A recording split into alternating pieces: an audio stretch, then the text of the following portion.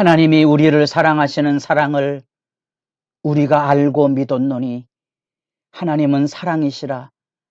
사랑 안에 거하는 자는 하나님 안에 거하고 하나님도 그의 안에 거하시느니라.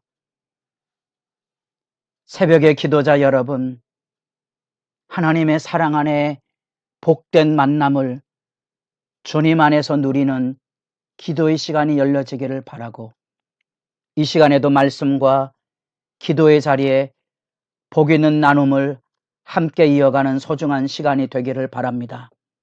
오늘의 본문 말씀은 갈라디아서 2장 11절부터 21절까지의 말씀입니다.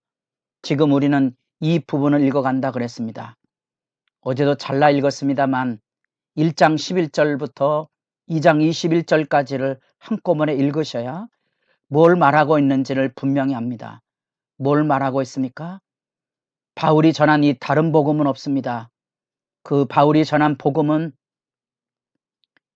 예수 그리스도의 계시로 자기에게 임했고, 그 계시는 예루살렘의 지도자들, 예루살렘의 베드로, 야고보, 요한으로 이루어지는 사도의 중심들과 비교해서 결코 다르지 않음. 동등한, 나는 그들에게서 배운 게 아니고 그리스도에게서 계시를 받았습니다.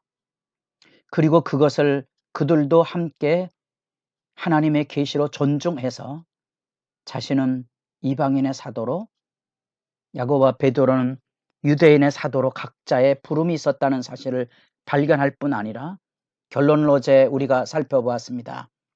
2장 20절, 내가 그리스도와 함께 십자가에 못 박였고 나는 지금 그리스도 안에 살아 있습니다. 우리는 육체를 자랑할 자들이 아니고 성령 안에 살아가는 하나님의 사랑으로 기쁘게 자기 십자가를 지고 가는 사람들입니다. 그 이야기를 하고 있는 겁니다. 1장 11절부터 2장 21절까지 읽어가시되, 오늘 본문에 등장하는 것은 유명한 베드로 면책 사건입니다. 이렇게 제목을 뽑은 이유는 이 사건이 가지고 있는 중요성 때문에 그렇습니다. 예수 그리스도의 계시는 하나님의 사랑으로 우리에게 부음바 되어서 우리로 하여금 말할 수 없는 그리스도를 통한, 십자가를 통한 하나님의 은혜, 그 크신 은혜 가운데 서게 하는 건데, 우리가 그 믿음의 길에 서게 되면 언제나 우리가 흔들리게 되는 시련과 유혹과 갈등이 일어나는 상황이라는 겁니다. 우리가 분명한 이 계시신앙, 주께서 나를 사랑하시고 나에게 생명을 내어주었던 예수 그리스도의 복음과 그 복음을 성령 안에서 매일 새롭게 경험하는 그 계시와의 만남, 곧 성령 만남을 새롭게 경험하는 그 길에서는 우리가 살아가는 현실 안에서 수도 없는 이런 시련들을 겪게 됩니다. 그 대표적인 사건이 베드로 면책 사건입니다. 예루살렘에서 안디옥의 개발을 비롯해서 여러 사람들이 왔습니다. 그 중에 야고보에서 온 사람들도 있었다 그랬습니다. 정확한 그들이 누구인지는 모르지만 중요한 것은 결국 베드로가 안디옥에서 이방인들과 같이 식사를 하다가 그 사람들 때문에 식사 자리를 은근히 피했다는 거죠. 왜 피했을까를 여러 가지로 예상해 볼 수 있습니다.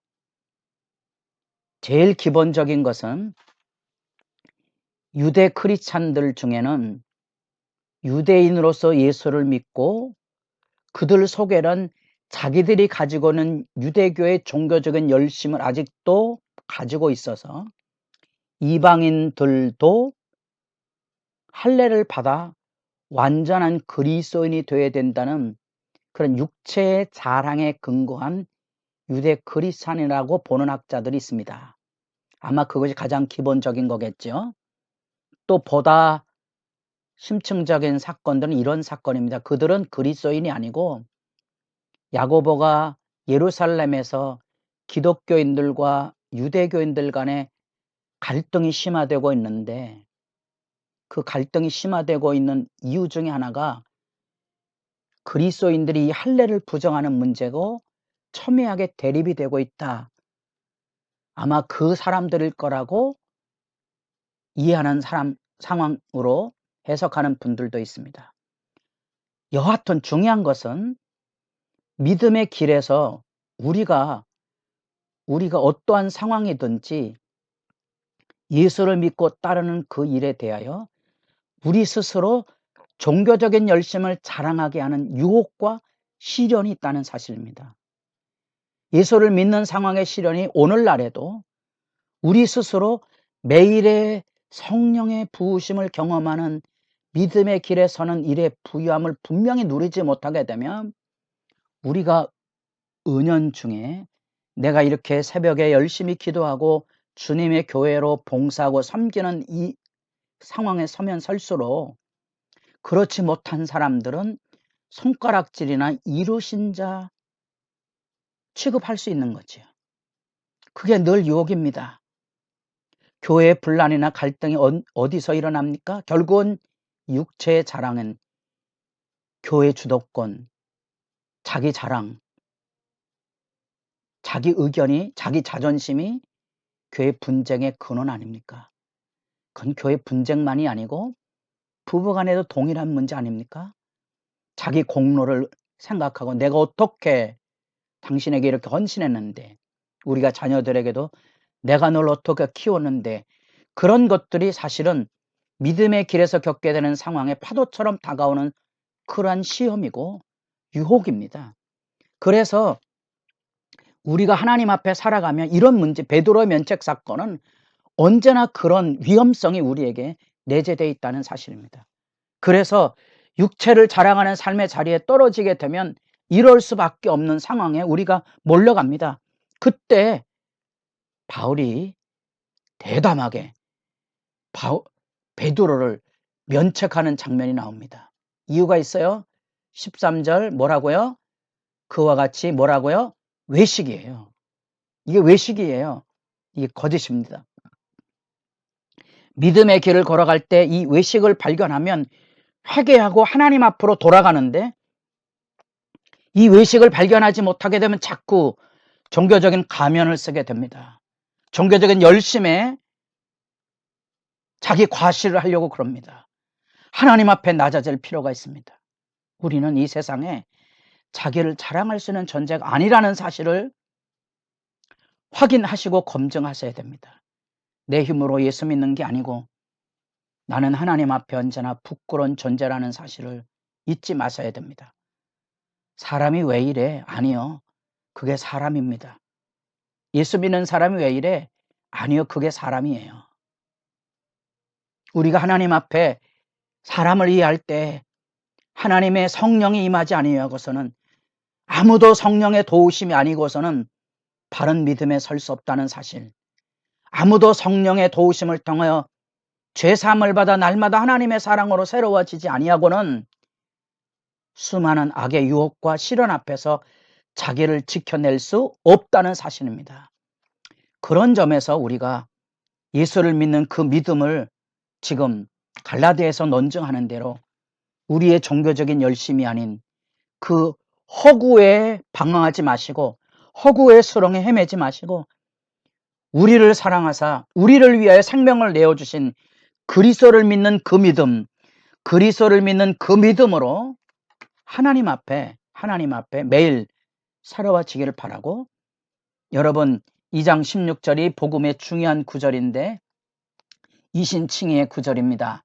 사람이 의롭게 되는 것은 율법의 행위로 말미암음이 아니요 오직 예수 그리스도를 믿음으로 말미암는 줄 알므로 우리도 그리스도 예수를 믿나니 이는 우리가 율법의 행위로서가 아니고 그리스도를 믿음으로써 의롭다함을 얻으려 함이라. 율법의 행위로서는 의롭다함을 얻을 육체가 없느니라. 여러분, 종교적인 열심으로는 우리의 믿음을 의롭다고 하나님 앞에 인정받기가 어렵습니다. 회개를 통한 성령 받음을 통하여 성령의 충만함과 회복함을 통하여서만 우리는 하나님 앞에 의롭다함을 얻을 수 있는 당당함이 생깁니다. 내 죄를 토설하고 하나님의 사랑에 물밀듯 밀려오는 회개와 성령 받음의 새로운 믿음의 길에, 그 믿음의 길에 서야만 내가 내 믿음을 자랑하고 내가 남을 손가락질하는 외식의 자리, 자기 믿음을 자랑하는 자리에 흔들리지 않을 수 있다는 사실입니다. 최근에는 이게 예수를 믿음이 아니고 예수의 믿음이라는 이런 얘기들이 나오는데, 이런 얘기는 하나님의 구원의 계시를 부요롭게 하는 거지만 잘 분별할 필요성이 있습니다. 우리가 그 예수를 믿었을 때 그 믿음의 의로움은 예수님께서 걸어가신 그 예수님의 생애 절대 순종으로 하나님 앞에 의롭다함을 얻었던 예수 그리스도의 신실함을 우리가 덧입는 거지요. 예, 우리의 의는 우리의 공로의 의가 아니고 예수님의 순종과 특별히 예수님의 십자가의 대속의 은혜를 우리가 덧입는 거지요. 그것이 정가되 우리에게 온 거예요. 그것을 우리가 믿음으로 붙들고 있는 거지요. 우리는 그 믿음으로 마지막 때 심판을 받을 때 구원을 얻게 될 거예요. 그게 우리가 의로운 자가 아니고 의롭다함을 받은 자고, 바울이 말했던 2장 2절에 헛되지 않게 되는 거예요. 예수 믿음을 붙들고 사셔야 됩니다. 그래서 2장 20절에 분명한 신앙 고백을 하고 계셔야 되고요. 겪어가야 될 시련을 하나님의 사랑으로 극복해 가셔야 됩니다. 그것이 율법을 자랑하는 것이 아무 의미 없다는 걸 알게 됩니다. 나는 아무것도 아닙니다, 여러분. 내 행함, 내 기도, 내가 하나님 앞에 충성된 것, 남보다 내가 자랑스럽게 여기면 그건 다 껍데기입니다. 그건 다 불에 타 없어질 거예요. 마지막에 우리가 심판받을 때 붙들 수 있는 것은 나 같은 죄인을 위하여 생명을 내어진 십자가, 그 예수 믿음이에요. 그 크신 은혜를 믿고 서는 거지요. 여러분, 우리가 시련을 겪게 될 것인데 우리의 신앙생활에 방황의 자리, 허무의 자리에 떨어지지 않으려면 이겨내셔야 됩니다. 그것은 이 예수님의 은혜와 합당한 주님 앞에 거꾸로 짐으로써만 가능한 겁니다. 여러분, 여러분의 믿음은 여러분 스스로 보증할 수 있는 게 아닙니다. 성령 하나님이 지금 이 시간에도 여러분의 믿음을 보증하는 시간이 되기를 바랍니다. 그 보증이 뭡니까? 성령입니다. 성령 하나님이 내가 너를 사랑한다고 말합니다. 내가 간음을 행했어도, 내가 살인했어도, 세상은 나를 조롱하지만 내 안에 그리스도의 영, 내가 너를 위해서 목숨을 버리노라 하신 그 주님의 십자가의 음성이 나를 붙들어서 하나님의 성령이 내 믿음을 보증해 주셔야 됩니다. 그래서 내 안에 사신 그리스도, 하나님의 사랑으로 맞이하는 내 안에 사신 그리스도가 여러분을 날마다 세워서 믿음으로 일어서게 하셔야 됩니다. 주님 오시는 그날까지 하나님의 사랑으로 물밀듯이 내게 부어지는 그리스도의 은혜를 알고 그 은혜 앞에 충성되이 믿음의 길에 걸어가는 성도로서의 본분을 잃지 않기를 진실로 바랍니다.